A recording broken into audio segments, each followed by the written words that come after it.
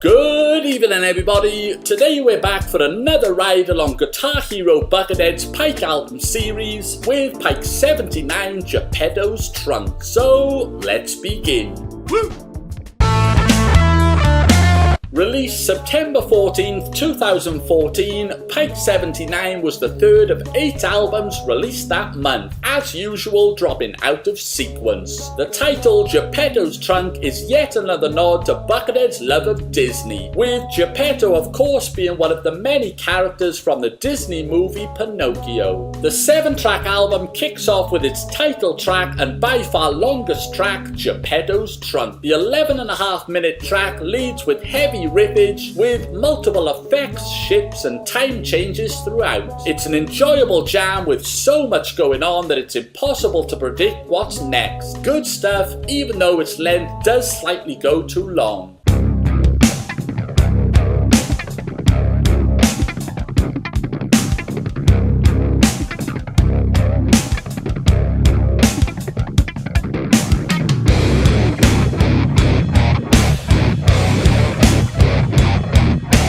Track 2, Yellow Brick Mold, continues with the heavy riffage, drums and effects. There's a nice section just over the 1-minute mark that sees out the song and probably should have been explored more. Still an enjoyable track.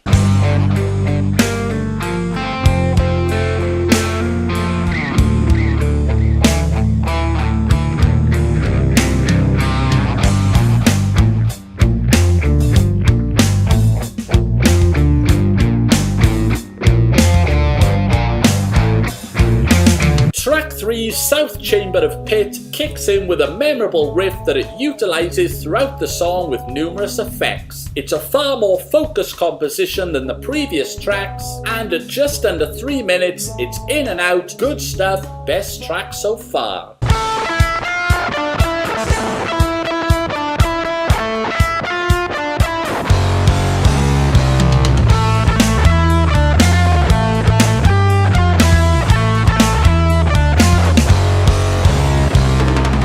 Like the previous song, track 4, Solar Sled, locks onto a beat early on and rides with it until a nice shift around the 1-minute mark for some arpeggio noodling. Another enjoyable track in line with track 3.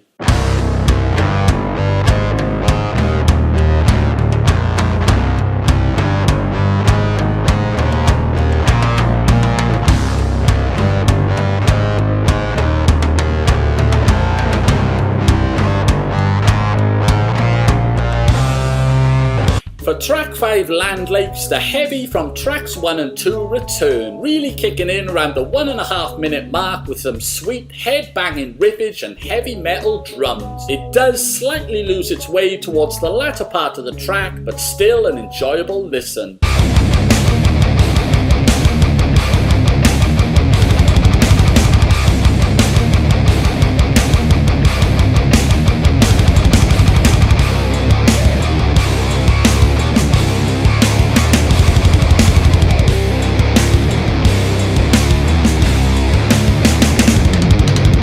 Track 6 is the album's shortest track, Eyes Blink. It's quick-paced, it sticks with its main riff and doesn't veer off course, using its effects nicely throughout. It could have easily gone longer and should have. Whereas track 1 went too long, this one goes too short.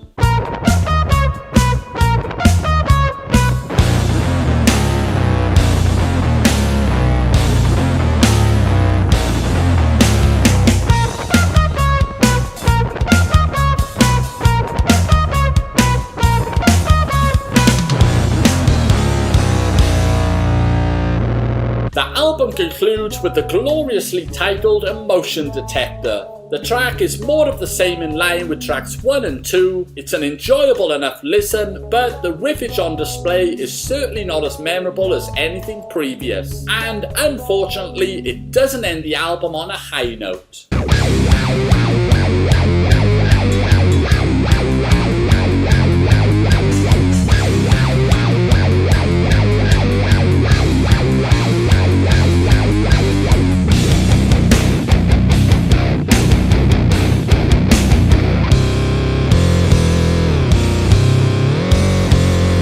Overall, Pike 79 has some nice riffage and moments sprinkled throughout, but doesn't quite reach its full potential to where the songs reach that next level. Similar to Pike 30 Mannequin Cemetery, I find the songs to be far more enjoyable when mixed in with other Pike songs, rather than listening to the album as a whole. It's certainly not a standout Pike, but it's not bad. After adding up the rating I gave for each track, it came to 59%, which I categorise as average, and feels about right. You can find my individual song ratings and breakdown on our website, natanet.com. So what's your rating for Pike 79? Be sure to let us know.